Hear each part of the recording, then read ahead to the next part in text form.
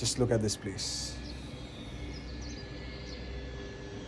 I'm technically out of office right now, but 3 hours ago, I sent a professional recording to one of my clients, clean, polished, on time. And they had no idea I recorded it here. And that's what we're talking about today. Because if you're a freelance singer, music producer, or session musician, your income shouldn't stop the moment you leave the city. But most people's does, because they never built a setup that travels with them. I did, and I'm going to show you exactly what's in my bag. And more importantly, why each piece earns its place. Let's get into it. First, I want to say something that nobody else does in these type of travel setup videos. The gear is not the hard part. I've seen musicians with incredible portable setups who still have never been able to do work on the road. Because the moment they left their home studio, they psychologically left their work mode as well. The real shift is your studio is not a room.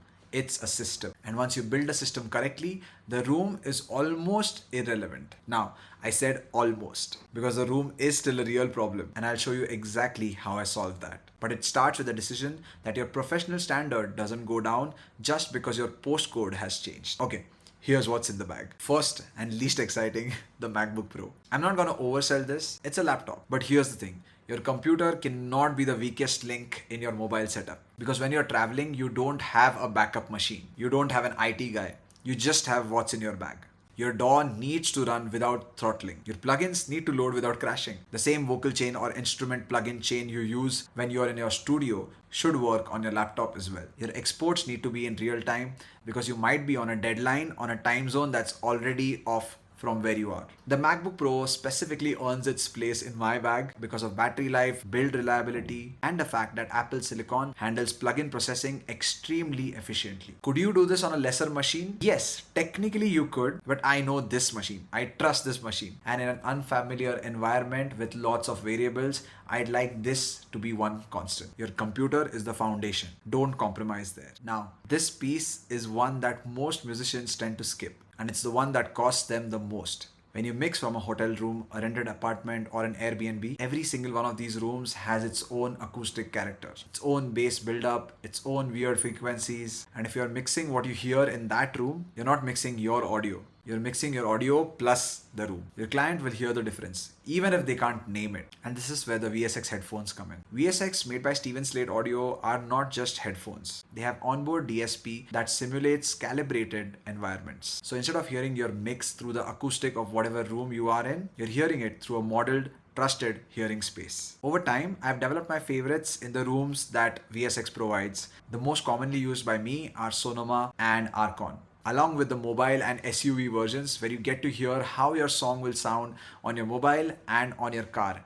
And it's incredibly accurate. And here's the real value. Your mix will translate. When your client plays your delivery on their monitors, it won't sound like it was recorded in a bathroom because you checked your work in a reference environment, not a random one. If you're serious about delivering professional audio from your workspace, which is portable, I'd highly recommend this one. But if not possible, if it's too costly, you can go for any other monitor headphones as well. Next, the audio interface. Now I'll keep this practical. You don't ever need a 32 channel rack in your bag when you're traveling. You need something that's minimal and works exactly for you, which means it depends on the kind of work you're doing. If you're just a solo singer, just a one input audio interface might be more than enough. Whereas if you're a guitarist and a singer who might be combining both of them in one take, a 2 input channel audio interface is my best bet because it differs in the usage and budget constraints as well. But I'll tell you what to avoid. Cheap interfaces with bad noisy preamps, because it will take a ton of work to reduce that noise and take it out, especially when you're in an unfamiliar environment. Mine fits in the side pocket of my bag. That's the standard. If it doesn't fit in the side pocket of your bag, it might be too big for this setup. Next,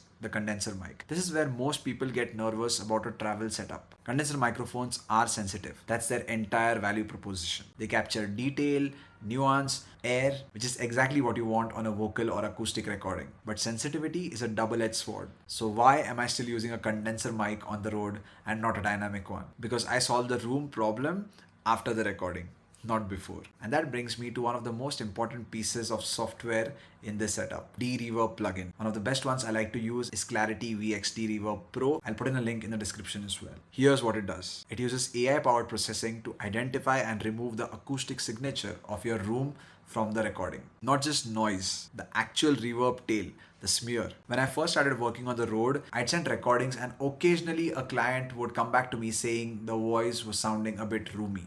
Not bad, not unprofessional, but roomy. And I had to work on that end. But once I started running all my vocal takes through this plugin, that feedback stopped. If you record in an incredibly live, echo heavy room, clarity will help, but it won't perform miracles. My workflow, I record with my mic positioned close, away from the reflective surfaces or any walls that might be too reflective. In extreme cases, I use a coat or a jacket around me and record it. Looks weird, but sounds clean. The client gets clean output every time from anywhere. That is the goal. I know what some of you are thinking. This is all well and good, but of course, a condenser mic in an untreated room is not gonna sound as good as in a studio. You're right.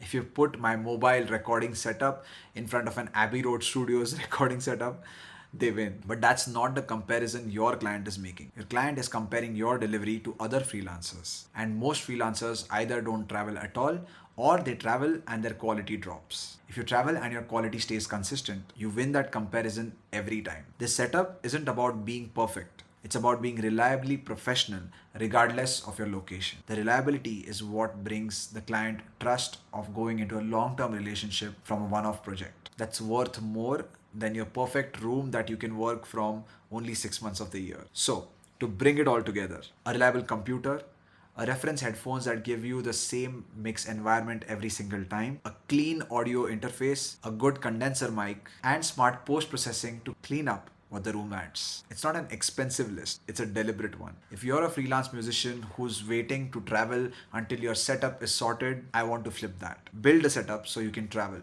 Because the freedom to work from anywhere isn't just a luxury, it's a competitive advantage. If this was useful, drop your current travel setup in the comments or tell me what's stopping you from building one. This is Music in Progress, where I post weekly videos about a career as a musician and as a musical entrepreneur. See you next time.